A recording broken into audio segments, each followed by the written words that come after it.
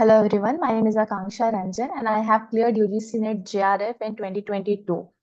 I am back with another video where I will be talking to you all about UGC NET examination and the process after the examination. Is it worth or not? Because I have been getting a lot of emails and comments regarding whether after clearing this UGC NET examination, did you get a job or not for assistant professor, or whether did you start PhD or not? Because I did not update anything about that. So last video, when I talked about the journey of how I cleared the UGC NET examination. So today I just wanted to talk to you all about life after clearing the UGC NET JRF. Maybe it will be a motivation for you all to like do the last minute preparation that you are going to do now. So basically, UGC NET examination, which I cleared in 2022.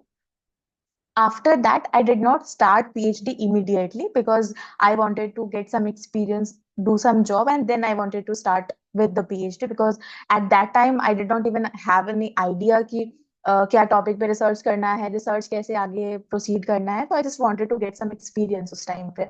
Also financially I wanted to like earn some money and do some job and then I start wanted to start with PhD.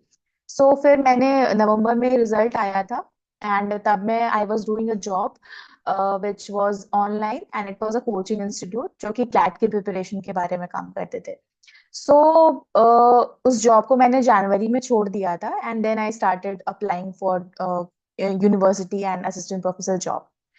तो university का job मुझे मार्च से start हो गया था. मेरा Feb में ही इंटरव्यू हुआ था, सब कुछ क्लियर हो गया था और मार्च में I started my job as assistant professor in Rajkot Gujarat. ठीक है. तो there is a university over here which is Marwadi university जहाँ पे I was teaching. I was working as assistant professor and the process of getting the any job of assistant professor, it is about your CV and your interview, how you perform in the interview. ठीक है. Net, because you know that आजकल net सबके पास होता है already.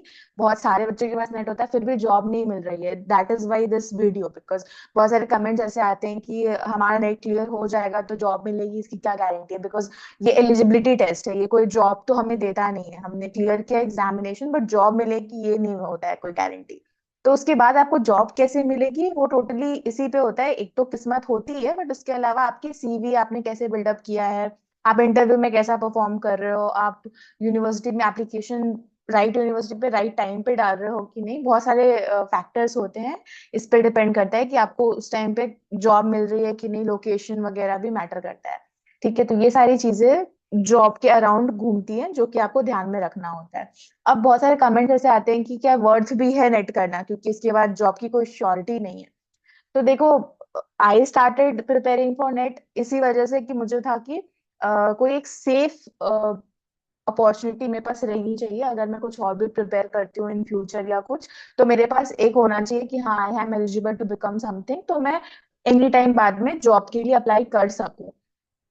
मेरा ये reason था. सबका अलग अलग रीजन होता है. मोस्टली मैंने देखा है about my from my video की ज्यादातर फीमेल्स कैंडिडेट हैं और बहुत सारी हैं जो चाहती हैं कि apart from having a family and the whole life they wanted a work life balance, जिसके लिए ये एक बहुत अच्छी अपॉर्चुनिटी है जो बताई जाती है हमें हमेशा से. मुझे भी बहुत लोगों ने बताई थी कि हाँ दिस इज अ फील्ड जहाँ पे आप अच्छे से वर्क लाइफ बैलेंस कर सकते हो. क्योंकि कॉर्पोरेट जॉब्स में बहुत ज्यादा हेक्टिक होता है, टाइम का टाइमलाइन थोड़ा ऐसा होता है. तो विच इज ट्रू. मेरा पर्सनल एक्सपीरियंस है कि मैंने जहाँ पे अभी तक जॉब किया है वहां के हिसाब से आई कैन से कि yes work life balance better होता है एज कम्पेयर टू कॉर्पोरेट. क्योंकि टाइम फिक्स होता है, आप 5 बजे तक घर आ जाते हो शाम को, यू हैव टाइम और आप सब कुछ मैनेज कर पाते हो. तो from that perspective yes it is worth and it is good. ठीक है. जॉब की गारंटी मैं नहीं दे रही हूँ कि तुम्हें जॉब मिल जाएगी, बट मैं जानती हूँ कि if you are working towards it, आज नहीं तो कल, 1 महीना लेट मिलेगी, हो सकता है किसी को आज मिल रही है, किसी को 2 महीने बाद मिलेगी, बट मोर और लेस थोड़ा कम थोड़ा ज्यादा करके जॉब तो मिल जाएगी. ऐसा मैं कह सकती हूँ. This is positive side that you can see. Now इसके बाद तुरंत हमें पीएचडी करनी है कि नहीं. नेट क्लियर करने के बाद तो वो अगेन अ डिसीजन आपके अपने पर्सनल सर्कमस्टांसिस के हिसाब से आप ले सकते हो. जैसे फॉर एग्जांपल मैंने तुरंत पीएचडी नहीं शुरू की थी. बहुत लोग तुरंत शुरू कर देते सो दैट जल्दी से जल्दी पीएचडी निपट जाए और वो फिर आगे बढ़ सके. प्रमोशन और सबके लिए पीएचडी की जरूरत होती है. बट मैंने तुरंत जॉब शुरू नहीं की कंसिडरिंग माय सिचुएशन.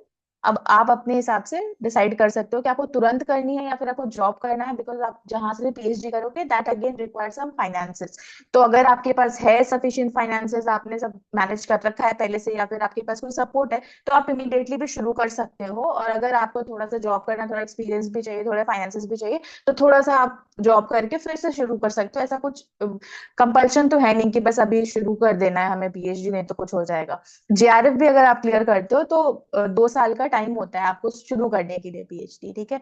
तो आपको शुरू करना है तुरंत या फिर लेट करना है, ये आपके ऊपर होता है। आप अपने कंफर्ट के हिसाब से कर सकते हो। ये अपॉर्चुनिटी आपको ये देता है नेट, ठीक है। नेट क्लियर करने के बाद आपके पास चांस है कि आप क्या करना चाहते हो, आपकी लाइफ कैसी है, उसके हिसाब से आप डिसाइड कर सकते हो। दूसरी चीज, अब अगर आपने डिसाइड किया कि आपको इमिडिएटली पीएचडी नहीं करना है, तो अगेन आपको उसको अपॉर्चुनिटी की तरह लेना है। अब कैसे अपॉर्चुनिटी, अगर आपने जैसे फॉर एग्जांपल मैंने 1.5 से 2 साल तक जॉब किया, ठीक है।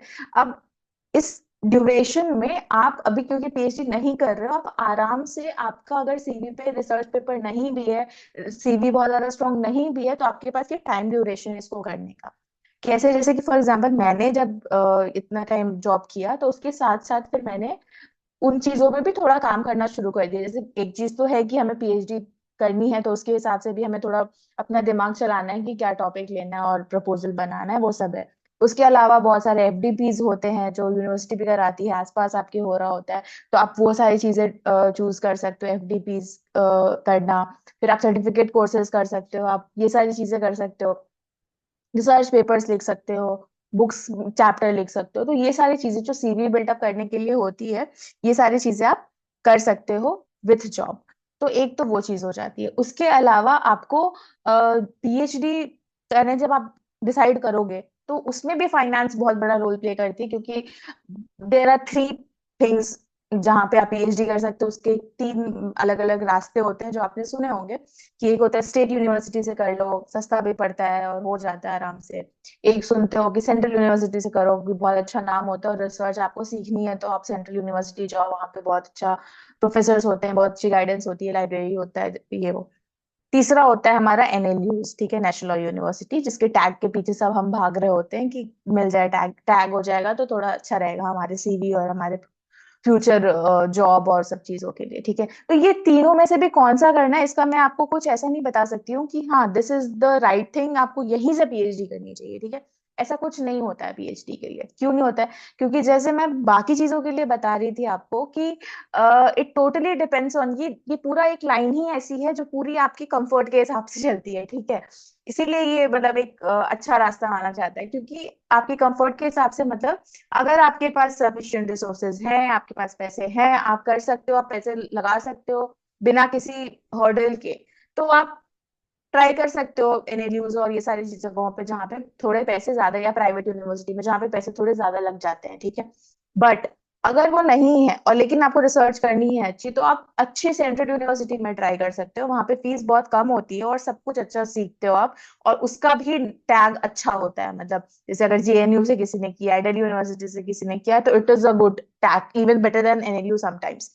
सो आप उसके अकॉर्डिंगली अपने हिसाब से उस चीज को मोल्ड कर सकते हो, ठीक है। तो ये तीनों ही चीजें जो हैं, ये आप अपने हिसाब से डिसाइड करोगे। मैं नहीं बता रही हूँ कि ये करना चाहिए। मैं अभी फिलहाल पीएचडी कर रही हूँ, मैं एनएलयू जोधपुर से कर रही हूँ। 2024 के अक्टूबर में आई जस्ट स्टार्टेड। अब कहीं से भी करो तो उसके प्रोज कॉन्स होते हैं। जैसे अगर मैं एनएलयू से कर रही हूँ, तो उसके भी कुछ प्रोज एंड कॉन्स है। मैंने वो अपने अपनी कंडीशन के हिसाब से मैंने वो चूज किया है। आप अपनी कंडीशन के हिसाब से चूज कर सकते हो जो भी आपको कंफर्टेबल लग रहा हो। But always go for net, keeping in mind कि इसके करने के तुरंत बाद जॉब मिलेगी, इसकी कोई गारंटी नहीं है, बट जॉब मिलेगी। आपने कुछ सोच के ही डिसाइड किया है कि आपको नेट देना है। इधर आपके पास और कोई ऑप्शन नहीं है और आप अकेडमिक्स को चूज करना चाहते हो बिकॉज ऑफ योर कंडीशन, या फिर आप एक बैकअप रखना चाहते हो, जो कि बहुत सारे बच्चे नेट इसीलिए दे रहे होते हैं कि वो कुछ और कर रहे हैं, उनको एक बैकअप चाहिए कि नेट क्लियर है तो कभी फ्यूचर में जॉब कर सकते हैं। किसी भी कंडीशन में आप हो, आप अपने हिसाब से इस चीज की प्रिपेयर कर सकते हो। निगेटिव ये नहीं आप कह सकते, क्योंकि बहुत सारी चीजें चल रही हैं आजकल की, नेट के बाद भी जॉब नहीं मिलती, पीएचडी के बाद भी जॉब नहीं मिलती। तो हाँ मतलब प्रॉब्लम्स हैं, होती है, मतलब ऐसा जरूरी नहीं है कि आपको एकदम ऐसे गारंटेड जॉब मिल जाएगी, लेकिन ऐसा भी नहीं है कि सब खराब हो रहा है और अब आप छोड़ दो, ये रास्ता ही छोड़ दो। आपने अगर डिसाइड किया, कुछ सोच के डिसाइड किया होगा कि इस वाले रास्ते पे चलना है, तो फिर चलो आगे। ऐसा नहीं है कि बहुत सारे आपको, मतलब मैं तो कर रही हूँ, मैंने जॉब किया है और पीएचडी भी कर रही हूँ, बहुत सारे आपको एग्जाम्पल्स मिल जाएंगे जो लोग कर रहे हैं और किया है, जिन्होंने खत्म भी कर दिया, मैंने तो अभी शुरू किया है। ठीक है, तो आप वो पॉजिटिव एग्जाम्पल्स को लेके चलो और पॉजिटिव एग्जाम्पल से सीखो। जो लोग कर चुके हैं उनकी देखो, उनका लिंक्डइन चले जाओ, लिंक्डइन पे देखो उन्होंने क्या क्या किया है। उस हिसाब से आप इंस्पिरेशन लेके अपना सीवी बिल्ड कर सकते हो। तो देखो, नेट और पीएचडी ही नहीं, हर फील्ड में अभी के टाइम पे कंपटीशन क्योंकि इतना ज्यादा है, तो आप खाली डिग्री के भरोसे नहीं बैठ सकते हो किसी भी फील्ड में। ये खाली मैं नेट की बात नहीं कर रही हूँ, किसी भी फील्ड में, आप कॉर्पोरेट में भी जा रहे हो तो भी। ठीक है, तो आपको अपनी स्किल बिल्ड करनी ही पड़ती है, एनी फील्ड। ठीक है, आपको अपना जॉब सिक्योर करने के लिए अपनी मेहनत और अपना यूएसपी दिखाना ही पड़ता है, तो वो सारी चीजें यहाँ पे भी करनी पड़ती है, कुछ अलग नहीं है यहाँ पे करने का। और कुछ ऐसा भी नहीं है कि ये कोई गारंटेड जॉब है कि एग्जाम क्लियर किया और जॉब मिल जाएगी, तो वो भी नहीं है। बट अगर आपने शुरू किया है, किसी वजह से किया है, या फिर करने का सोच रहे हो, किसी वजह से कर रहे हो, तो उसको एक पॉजिटिव एनर्जी के साथ, apart from preparing for net, आप साथ साथ ये भी करते रहो, सीवी बिल्ड करने की भी कोशिश करते रहो, बाकी चीजों पे रिसर्च का काम भी करते रहो। क्योंकि नेट ऐसा तो है नहीं कि हमें, मतलब यूपीएससी की तरह पूरा 10-10 घंटे कुछ तैयारी करनी है। करनी है, अच्छे से तैयारी करनी है, बट उसमें आप नेट की प्रिपरेशन के साथ आराम से 2 घंटा निकाल सकते हो अपनी पर्सनल डेवलपमेंट। पर्सनल डेवलपमेंट मतलब सीवी डेवलपमेंट और स्किल डेवलपमेंट, इन सब चीजों के लिए। तो दोनों अगर आप साइड बाय साइड करोगे तो there is a job guaranteed. मतलब आपको ही नहीं देंगे तो फिर किसको देंगे? उनको भी तो चाहिए ना असिस्टेंट प्रोफेसर कॉलेज में पढ़ाने के लिए। वो भी तो ढूंढ ही रहे हैं एक अच्छा प्रोफेसर जो पढ़ा सके उनकी यूनिवर्सिटी में, क्योंकि आप जो नेट क्लियर कर रहे हो वही वहां पे जाने वाले हैं। तो आप अगर अपने सीवी पे, अपने स्किल्स पे, अपने काबिलियत पे काम करोगे, तो you will definitely get job. ठीक है, तो उस हिसाब से ऐसा है। तो मैं बस ये एक बात करना चाहती थी, क्योंकि बहुत सारे मेल्स आ रहे थे मेरे पास कि ये करने के बाद कुछ होता भी है कि नहीं, ये क्या बस ऐसे ही है कि एग्जाम देना है, क्लियर करना है, इतनी परेशान होके हम कर रहे हैं और बाद में कुछ मिलेगा भी कि नहीं, इसका रिटर्न मिलेगा कि नहीं मिलेगा। तो हाँ, मिलेगा, रिटर्न मिलेगा। और आप जो भी मेहनत करते हो उसका कहीं ना कहीं पे रिटर्न मिलता है। थोड़ा अभी मिलता है या फिर थोड़ा लेट से मिलता है, बट मिलता ही है। तो आप बस मेहनत करते रहो, प्रिपेयर करते रहो। आप जिस भी स्टेज पे हो अभी, ये वीडियो सबके लिए है। आप प्रिपेयर कर रहे हो, प्रिपेयर कर चुके हो, एग्जाम क्लियर कर चुके हो, उनके लिए भी है कि आपको कैसे इस फील्ड में, मतलब इस डायरेक्शन में कैसे आगे बढ़ना है, उसके लिए। So yes, that was it for this video. I hope कि इससे कोई हेल्प मिली हो आपको, और आप अपने इस डायरेक्शन में आगे और बढ़ सको, और इस वीडियो से आप हेल्प ले सको। That's it for today, and thank you so much for listening to me. And I hope to make more such videos जहाँ पे मैं आपकी हेल्प कर सकूं इन सब बातों में, कि कैसे आगे करना है काम, जो भी मेरा पर्सनल एक्सपीरियंस है वो आपके साथ शेयर कर सकूं। तो यस, चलो, thank you so much for listening to me and spending some time with me. See you all again in my next video. Bye bye.